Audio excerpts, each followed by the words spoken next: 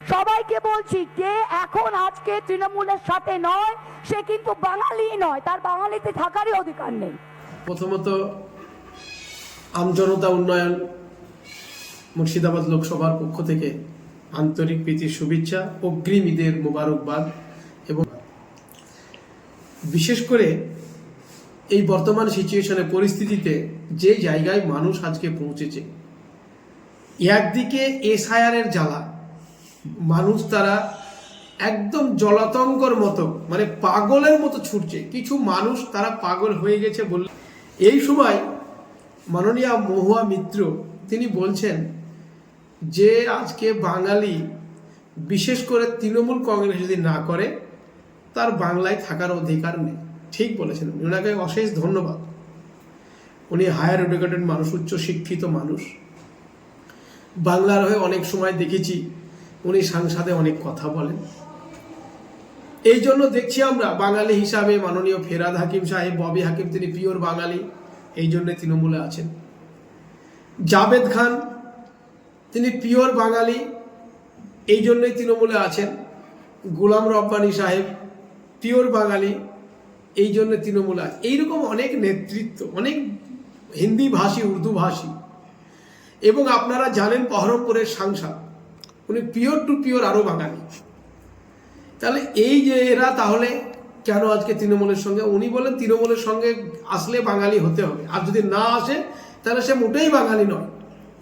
আজকে জাতীয় কংগ্রেসে যে সমস্ত বন্ধুরা আছেন, বামফ্রন্টে যে সমস্ত বন্ধুরা আছেন, অন্যান্য বিভিন্ন রাজনৈতিক দলে যারা আছেন, তাহলে তারা কারা? অ্যাকচুয়ালি ওনারা বুঝে গেছেন যে হুমায়ুন দিয়েছে হুঙ্কার, ওদের বুক হয়ে গেছে মানে ফেটে ছারখার।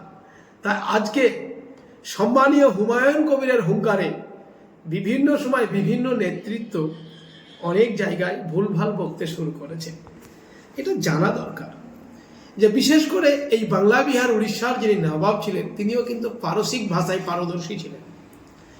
তারাও দীর্ঘদিন শাসন করেছে। শুধুমাত্র মিডিলে 200 বছর যে ইংরেজ নামক ফর্সা চামড়া, সাদা চামড়া মানুষ যারা ছিলেন তারাই একমাত্র ইংল্যান্ড থেকে শাসন করেছে। পরে ভারত স্বাধীন হওয়ার পরেও জওহরলাল নেহেরু, মোহাম্মদ আলী জিন্নাহ, ডক্টর আবুল কালাম আজাদ এরাও কিন্তু উর্দুভাষী ছিলেন। তাই সম্মানীয় মহুয়া মিত্র ম্যাডাম তিনি বলছেন যে যারা আজকে তৃণমূলের সাথে নয় তারা বাঙালি নয় এবং তাদের এই পশ্চিম বাংলায় থাকার অধিকারই নাই।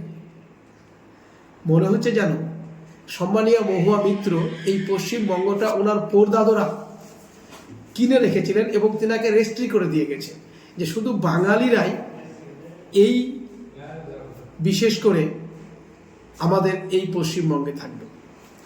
আজকে যদি আমরা দোষ নেই, তাহলে আপনি কি বলতে চাইছেন? আপনার কথাটা একটু ক্লিয়ার করে বললে আমার মনে হয় ভালো হয়, মানুষ বুঝতে পারে। আদৌ কি আপনারা মাথাটা খারাপ করে ফেলেছেন? আপনি উচ্চ শিক্ষিত ম্যাডাম, আমরা দেখেছি আপনি খুব সুন্দর ভাষায় সংসদে কথা বলতে পারেন, তারপরে এখন কেন ভুলভাল বকছেন? না বুঝে নিয়েছেন যে আপনাদের পায়ের তলার মাটি আস্তে আস্তে সরে যাচ্ছে, তাই আপনাদেরকে ভয় কাজ করছে আপনাদের ভিতরে? দেখুন 2026 সালে নির্বাচন, আর এই 2026 সালের বিধানসভা নির্বাচন যদি স্বতঃস্ফূর্ত হয় তাহলে মানুষ কিন্তু আপনাদেরকে সঠিকভাবে অবশ্যই তার উচিত জবাব দিবে যে আপনারা বাঙালি না তারা বাঙালি। তাই আপনারা এই চ্যানেলের মধ্য দিয়ে আমি একটা কথাই বলবো যে তিনা কোনো একটা জায়গায় হয়তো মেমোরিতে একটু সেন্সলেস হয়ে গেছে, মানে ঘাটতি হয়ে গেছে, যে কারণে কাজ করছে না যে কারা বাঙালি নয়, কারা থাকবে না।